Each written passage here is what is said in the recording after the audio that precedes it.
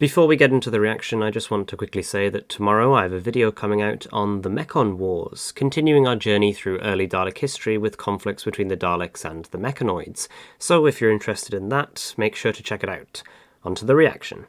Yet again, Russell T Davies is proving to us that this is going to be perhaps one of the best series that ever come out of the revived series, and maybe every season overall. I mean, we don't really know. We'll have to see until the end of the season, but so far, 3 out of 3 being absolute bangers is just extraordinary. And to see this compared to last season, where everything was a little bit wishy-washy through, it was quite mediocre throughout, to have 3 off the bat absolutely fantastic stories, it's just amazing to see, though it does leave me a little bit worried, because maybe we'll get the bad ones towards the middle, maybe they'll be towards the end.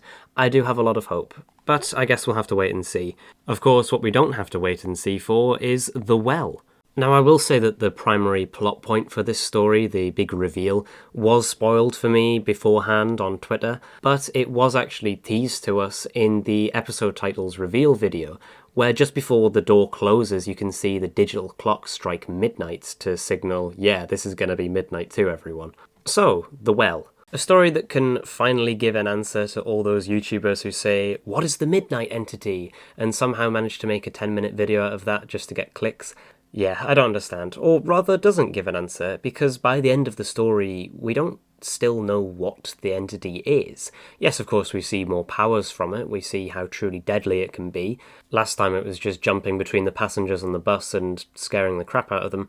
But by the end of midnight, only 4 people had actually died. The 2 drivers in the cockpit, the stewardess, and of course Sky Silvestri, who was the primary host for the entity. This time its body count is so much higher, into the 40s, but we still don't know much about it, just that its powers are, if you go behind it at, as the doctor said, midnight on the clock at 12, then you just die. A kinetic force thrusts you across the room and breaks every bone in your body, killing you instantly. Yes, we know where it came from, but that's something that we already knew. It came from the planet. Just now we know that it in fact came from deep within the planet, like it was released. A bit like in The Impossible Planet and the Satan Pit, with the beast being stuck inside of the planet, and there needing to be a big well, or big hole, to go and get it. That seems to be a bit of a recurring theme with RTD, big holes and there being some kind of trapped evil entity inside. I think perhaps my favourite part of the whole story was the character work, because since this is a story where we have an entity that we can't see, we can only get slight CGI glimpses of it, it's a bit like Midnight, where everything is in the character work, everything is on the actors to put on a good performance to really make this story shine. There's no great CGI or set building that can save this and push the story forward, it's all on the characters themselves, and luckily every single one delivers.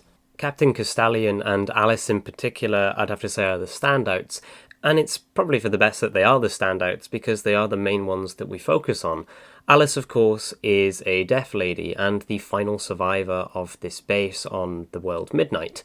Her being deaf brought along one of my favourite ideas of the story, and that's having those holographic pins you could put on that will display anything that you say for the deaf people. And that's fantastic. It's 500,000 years in the future. It makes complete sense that they would have solved this language barrier, though, of course, sign language is still around, and all nurses are by law supposed to learn sign language. Accessibility issues have all been fixed in the future, and I am entirely for it. So on to Captain Costello and the rest of her team, who have these wonderful suits on, and 13 of them. We've finally got rid of the really old 2005-2006 suits that were still appearing like 10 years later. It's insane how much use those suits got. The budget for them must have paid for itself 100 times over by that point. They were of course eventually replaced in oxygen, but those suits never came back, and now we've got these brand new ones that just look fantastic. More modern, more futuristic kind of look.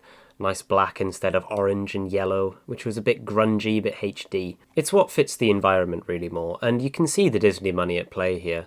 Because, I mean, where would the money have gone in this episode? It definitely wasn't CGI. Of course, there was quite a bit of CGI with flinging people across the room and stuff, but, I mean, could have been wire work or something. I'm not entirely sure, I haven't seen the behind the scenes.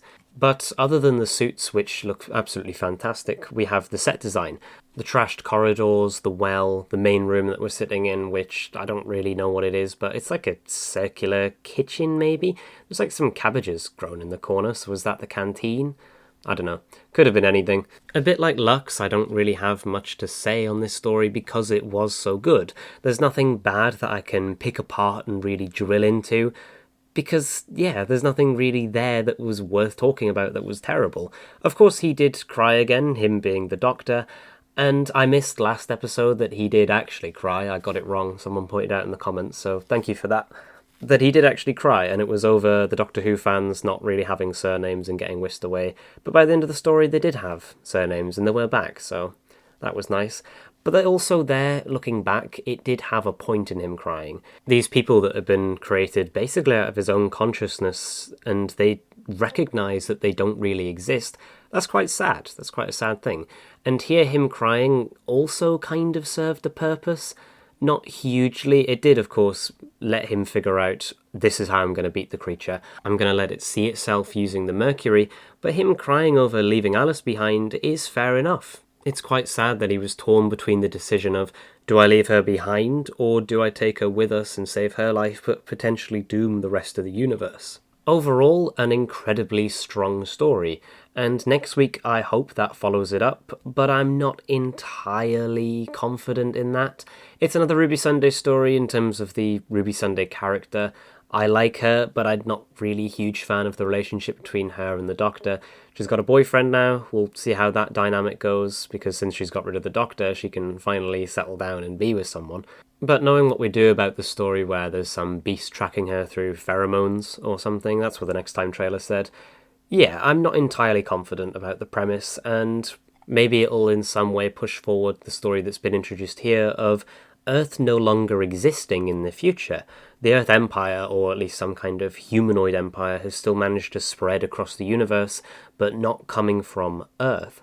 It seems that whatever's happened on May 24th hasn't destroyed the universe, but instead just the entire planet, erasing whatever's happened in the future with the human race and creating a new timeline from that.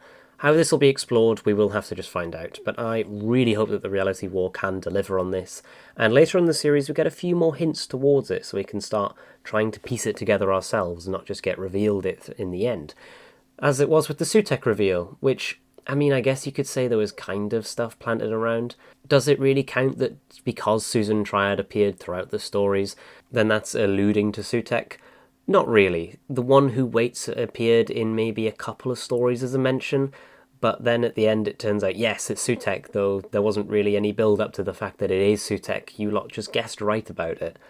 I don't know. Mrs. Flood, of course, is now taking on the kind of role as Susan Triad, appearing throughout the stories. This time in the far future, she's managed to wrangle herself some kind of high admiral position, or whatever.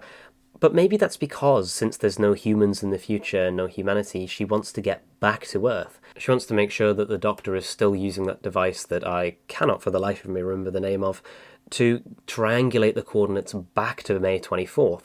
Who knows, we'll have to see. But I do, for one, highly doubt that it is the Rani trying to get him back to Earth, because why the hell should she even care about the Earth? But anyway guys, thanks for watching. If you enjoyed this reaction, then make sure to leave a like and subscribe down below, and of course leave your thoughts in the comments below.